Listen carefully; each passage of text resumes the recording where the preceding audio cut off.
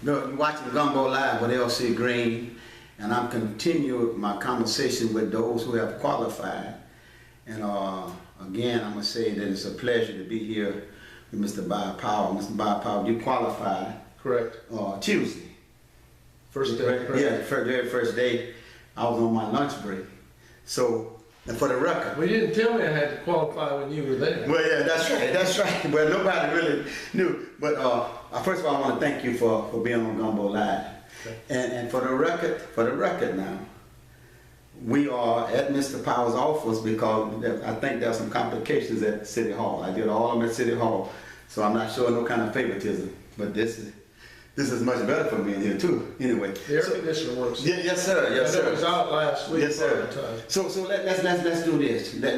Let's find out.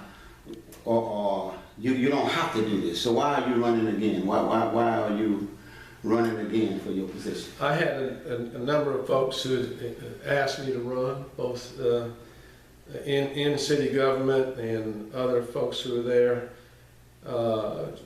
Part of this goes back to having experience within the city government, not just on the city council, but also over the years with being with the planning commission, and then also experience with all the way back to the early 80s with economic development and the Chamber of Commerce, and helping start the Alabama Technology Network, working with our school system since the 80s. And then I've been fortunate to have good contacts on some state organizations, which helps tie in with whatever you're doing with the city. The city government, I tell folks quite often that if you read the U.S. Constitution, it mentions the United States government has certain authorities.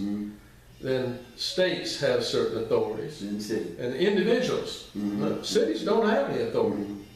Cities are not mentioned in the U.S. Constitution. Neither are counties. Individual rights. Individual rights. So those are the three that are mentioned in the U.S. Constitution, and that's where all our authority and rights come from. So municipalities, cities, we get our authority, what we can and can't do, from the state government. So we're limited, and that's why it's so important to have people at the city level who understand that, and then also can help work with state leaders, and that changes, and then also with the private sector. Two questions. Are you as excited this term as you were the very first term? You still enjoy serving? That's my question. I think whenever you serve, there are times when you feel good when good things happen, and then when there's challenges and you're able to work through challenges, there's some reward for that. I think our current political environment, it's pretty good at the local level, but just because of what's taken place at the national level and the state level, there's a lot of dissatisfaction, and that dissatisfaction is displayed in different ways by different people. And I think my concern about uncivil, disruptive type approach to politics, and as I just described, the federal and the state level influence what we can do at the local level. That's right. So we've got to be able to adapt to what's going on at those two levels, and the more we can pull together, we can address our own internal challenges within a community and capitalize on our assets and strengths, which is basically our people. We can do those things. So the answer to the question is yes, you're still as excited and enjoyable now as you were first time? I think it's more of a challenge. More of a challenge now. When I first ran, we had a very experienced, Mayor Jay Jackson was very experienced. He and I had worked on a number of different things. We disagreed on some things, but they were always constructive disagreements. We had a very experienced city council. Most of the members on the council had very involved in the community activities and other external activities. That made it a lot easier. So we're going through a learning phase right now with what we did this last term, and we'll still be doing that this next term. Okay. Now, Who's ever elected. who else elected? What is your greatest? What would you consider your greatest accomplishment since you've been on the council? And I know it's a great honor because your peers elected you to be chair of the council. Is that correct, Tyler? President of the council. President of the council. Yeah, I don't think I've had any individual significant accomplishment. I think when we functioned well, we've had some very challenging problems, particularly with the budget. We've had some challenging budget issues within the community that we had to address, that and they're still being addressed, I think, in terms of personnel and training and making sure that everyone's involved with the system. We've had some challenges with working with decisions that the state government came in and did some things, and fortunately they held to their word on some of what they did, and we still have to work through those. But council members can't do anything on their own. We can use our personal influence, but by law, we can only act as a council. As a council. So it's that team. So y'all got to work together. We got to work And together. come into agreement. Come to agreement, make sure we get our direction, and then not only as a council, then of course that reflects on how what the mayor does. The mayor is responsible for administering and managing city employees and executing the budget. We're responsible for setting up the budget. So to say that one person on the council has a significant accomplishment is just not true. Okay. Because it wouldn't happen without the other people on the council. So do you intend to ask your fellow council persons to, or are you going to offer yourself for chair again? Well, I think first we have to see whether I'm reelected. Let's do hypotheticals. Let's say you're reelected. Then let's assume that you get reelected. Well, I think Will you offer yourself? I think we need to see who all is elected. There may be someone they want this that they feel is more qualified. No. I understand that. Everybody should feel that they're qualified, but when I'm asking, will you offer yourself? I would not turn it down if the opportunity presented itself. How's that? Okay, that's very good. Now, Is that diplomatic? that's diplomatic. No. Now we got five council persons. Correct. Okay. Now That's set by law. okay. Now one district is larger than the other districts. District 1 is the largest district. Well, you're talking about geographically. Geographically. Yeah. But so my point is, but every vote is just one vote. Yeah, it's all divided. It's very close on the same number of voters in each district. Mm-hmm. And that was redone in, 2010, I believe. It was redone, I think, in 2010 for the 2012 election. Mm-hmm. And, they do the census, and then they'll come in and see who's still living in the community, and then they'll divide it off of that. So we were slightly changed districts in the 2012 election. And that was done by an outside third party. Mm-hmm. And it's reviewed by the judicial department at the state level. Was it necessary to do that? Required by law.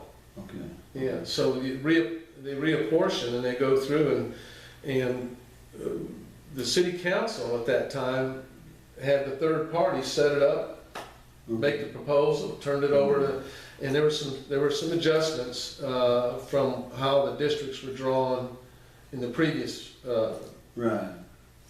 2 or 3 elections. But my point is this: regardless of how large or how small your district is, the district you represent carries no more weight than another district. No more difficult, same number of voters. Okay. Now, whether all those voters vote is another Yeah. question. But it's all the same percentage. When you meet in the council, when the council persons meet. They represent the same number of people. Okay. And once again, let me go back to that first statement I made. Okay. Even though we run in districts, I would say most of the council members, and this has been my experience in working with them, someone will come up with an issue. They don't necessarily have to be in their district. A lot of folks want to know who their council member is. Right. And will bring up an issue, but because we're limited on legislative activity, and ordinances and policies, and we only have oversight over some of the city departments, then for us to act, we have to act together. And of course, we have influence with the city departments, with the mayor. So when an issue comes up, if someone's in someone else's district, pothole, trash, nuisance, you know, a number of things that come up, pretty much the council members will respond to that and try to address it. That's been my experience. That's very interesting. That's very interesting, because you know sometimes the issues come up, and let's say, for instance, you might bring it up, and somebody might say, "Well, you ain't even in that district. That's not your district." So what you're telling us now, that it does not make any difference. You're looking out for the best interest of you folks. No, that's my approach. Now, particularly when you start getting near election time, Get territorial. They might get a little more territorial. Yeah, that's right. Okay. Now, what would you consider? And again, I want to thank you for your time. And let me say this to you. I'm gonna say this to you. I said it behind your back. I'm gonna say it to you. You're a whole lot more different sitting here talking one-on-one than you are in that council seat. You're very intelligent. Ain't no question about that. You're a smart man. And you're very. What are you running for? No, probably the city limits. Probably wanted to get out of the state. But you're very kind, and I want to use this word. You're very respectful, and this is my own personal opinion. A lot of times in the council meeting, we may not see that. Well, let me keep in mind, one of the challenges we have is to help make sure our voters are as well informed about government, how it works and how it doesn't work. You know, what are the processes that take place? It's very confusing. It just doesn't pick up and happen. And we were talking earlier about with the presidential primaries and the big issue both on the Democratic and Republican side about, wait a second, how come she got all these super delegates and she's had this, and how come I got more votes over here and I got less delegates? Well, because each of the states and each of the parties in those states have their own rules. Well, at city government, we have our rules, most of them which are set by the state legislature, but they're by ordinance. So when we have our meetings, and they're regularly structured meetings, then they're supposed to have that structure. It's not a place for a public forum to debate. It's not like a parliament like you see in England, where even there, only certain people can stand up and speak, and they have a speaker gavel down. So the structure to it sometimes makes it seem a little less personable. And I suspect, you know, I've never been a TV personality like you, so that's probably the other challenge. Okay, now. But I would say this about all the members on the council. Okay. You know, when you're sitting up there, you've got an audience out there, and we're going through these processes. A lot of these things we've tried to address in information that's routine. We do some work sessions. And I know there's been some discussions about, well, you know, they're meeting behind closed doors. Well, each council member has an oversight area. For example, I have education, chamber, and zoning. Mr. Knight has police, fire, and personnel. Mr. Cobb has parks and recreation, and he's also on the planning commission. Mr. Bennett has finance committee, which takes a lot of time. Ms. Fleury has street sanitation, and she and Mr. Knight also serve on the water and sewer board. So there has to be some meetings, and you get together and you have some discussions. For example, you've heard that the mayor and Mr. Bennett and I and the city clerk, treasurer, and other staff meet regularly to go over the finance and the budget, because one, it's been extremely challenging. We don't have as much money as we'd liked for a number of things, pay raises, fix all the streets, do a number of things that we like, fund programs to the fullest. So we have to set priorities, and we have things come up that surprise us. So that's a meeting, and that's not a public meeting. Okay. Because we're sitting there trying to hash that out, and it's not something you want to try to do in the public. I don't think anybody here would want to sit down and try to balance their budget, their checkbook in the public. Right. But now, let me ask you this, based on that. What format does the public actually have to address the council? Is there such a format? Yes, there is, and there we have a time for visitors, and we allow that. We started to control that a little more when we had the very disruptive and difficult challenge of dealing with North Eufaula Avenue and four-laning and the impact on the historic district. Once again, because there's a perception that, well, I'm as a citizen, I want to be able to go talk to my city council and make my case, to do whatever. Right. When quite often the citizen would have an issue, and it wasn't something that even the city council could address or fix. It was something that had to be done through the operational side of the city, where you have the police, the fire, the street department, or the water board, which is separate. And that's why we said, whatever those issues are, bring that up first. And if we can address that with the department heads and the staff and the mayor's area, that it's a lot more effective and efficient. We do have public hearings, and you've attended over them, where it's a lot broader form. But even if you ever go up to the state legislature and they do their public hearings, you may not get to speak because there might be so many people, and they'll just cut it off. And when you do speak, they're going to set it out for 2 minutes. I will say this, one of the things that I've been most favorably impressed over time has been the civility that most of the people present coming to the city council. Right. You know, there's motions that come up, particularly if it's a traumatic situation for the person that's dealing with it, and someone may say or do something, but even when we've had those situations, most of the time, in fact, almost all the time, people have been civil, and I think that speaks well of our citizens overall who've wanted to be involved and participate at the public hearings. I think it's important to understand, you know, what does the Planning Commission do? What does the Board of Zoning Adjustment do? What do the different department areas, how they function, and recognize that, you know, the City Council is a legislative body. It's very difficult for us to, even if we want to do something to make it happen now, typically one of the few things we can do is maybe change something in the budget and allocate it. But then, in most cases, it has to be executed by and carried out either through the mayor and the department heads or some other agency. Would you be surprised, and I appreciate your time, and I'm not going to take much more of your time, but you said something that triggered something in my mind. Would you be surprised if I told you that the average, let's say the average voter, does not know the different functions of these different organizations that you just named? Well, I would say fairly well-informed and well-educated folks don't understand, because you've got what happens at city level is different than what happens at the county commission. They're structured different. What happens there is different than what happens at the state. It's a little clearer at the state and the governor, people kind of see that more. And then you get up to the federal government and you say, you know, why can't they do that? Well, you've got these departments and agencies, and some of them have authorities that have been enacted in the law.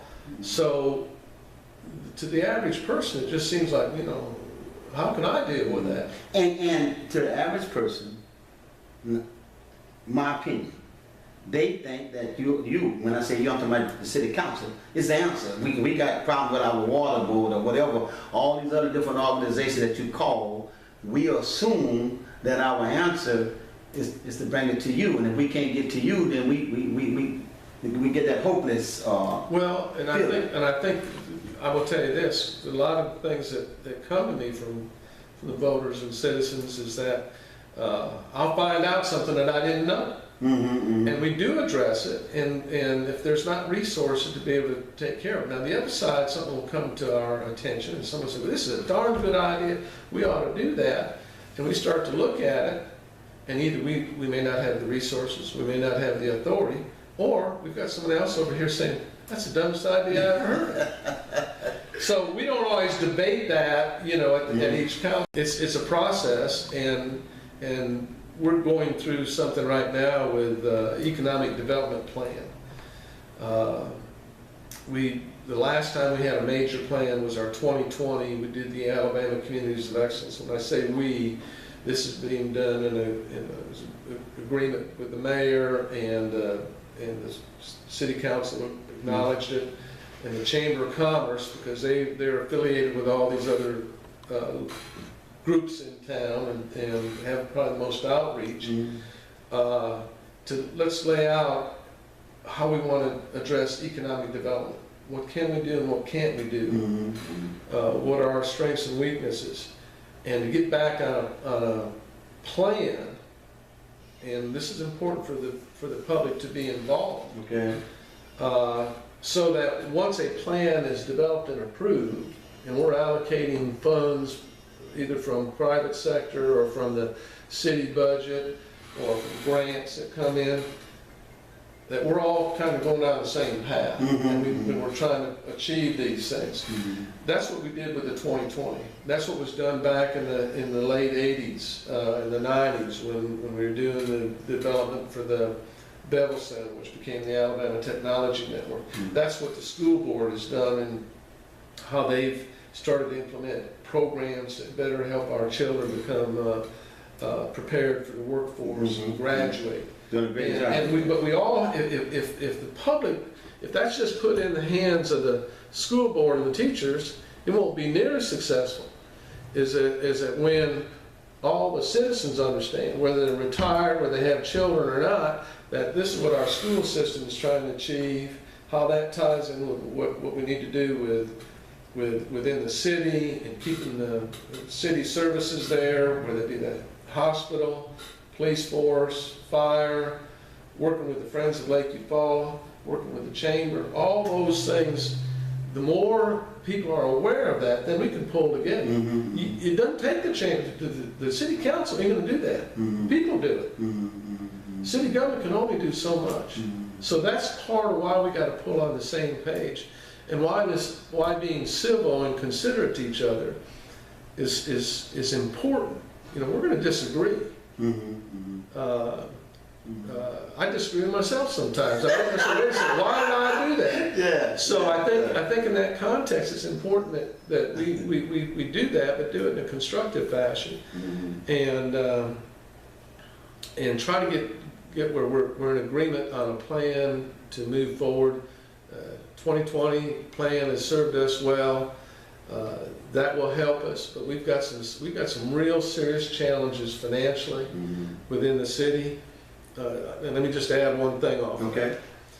The city gets most of its revenue through sales tax. We've had some windfall from other sources. The city is a part owner in Southeast Alabama Gas and their distribution formula. We get funds from that ranging from $200,000 up to $1.4 million. Those dollars have been decreasing for a number of reasons. One, price of gas has gone down, natural gas. They've had to invest in capital items. That's been critical money that the city's had to use to operate. Sales tax revenues, you know, I probably shouldn't bring this up at election time, but everyone knows we raised taxes. We did that to cover a bond issue for the roads, which they're still working on the roads. That seems to be a never-ending process. But we also needed to keep the budget going. And as you know, you were there, we haven't been able to give pay raises in years. We've given some merit raises every other year.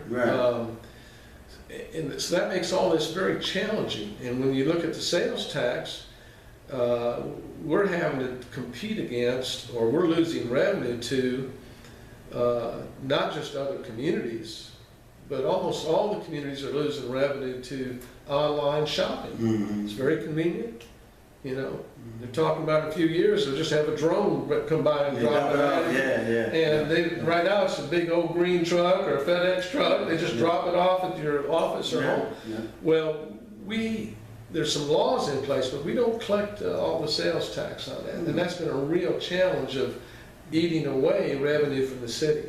Mr. Powell. State's trying to address that because we can't. Yeah, and I read that where the state was getting involved in making sure that. Because they're losing money too. Right. This is what I want to do. This is what I want to do so that I can be fair to the other candidates. You can cut this out. You can just let them. No, but I want to do two things. I want to be able to come back, and we can talk again. Sure. On Gumbo Live, I would like to do that. Okay. And because I don't want to say I gave you more time, but No. but this is what I want you to do. If you would be so kind, if there's anything that you want to say to the voters, I give you the same amount of time I give everybody else. Sure. Well, you can cut out all that stuff you want to cut out. No, I will say this, that my objective has always been to try to, might sound trite, but my objective has always been to try to do the right thing the right way. When you get into service, public service, whether it's in city government or the military, or some other school teacher, any area like that, that you can do the right thing, but if you don't do it the right way, that's right. you can still mess it up. Mm-hmm. And those two goals are not easily achieved. Mm-hmm. Knowing what's the right thing, particularly when we have constraints at city level, what we can and can't do, what authorities we have and don't have, what resources we have. And then the other part of that, because as I mentioned, the council, you don't act individually in the council. It takes a majority of the council to make anything happen. So coming to an agreement on what the right thing and what the right way to do it is, it takes an effort. So I think it's important that the public and the citizens keep in mind what's the right thing for the community and what's the right way to do it. And whenever you question what we're doing at City Hall or what's taking place in the community, use that and try to foster your participation and your guidance and your input, support, or disagreement with us on those terms. It'd make it a lot better, and that's what I'd ask for everyone to do. Okay. Thank you. Thank you, sir. Thank you. You've been watching Gumbo Live, and this is the chairman of president of the city council here in the city of Eufaula, and he has qualified to run for re-election, and he laid out why he wanted to run it. Thank y'all. You've been watching Gumbo Live with L.C. Green and Mr. Bob Powell. Thank you. Still on, man.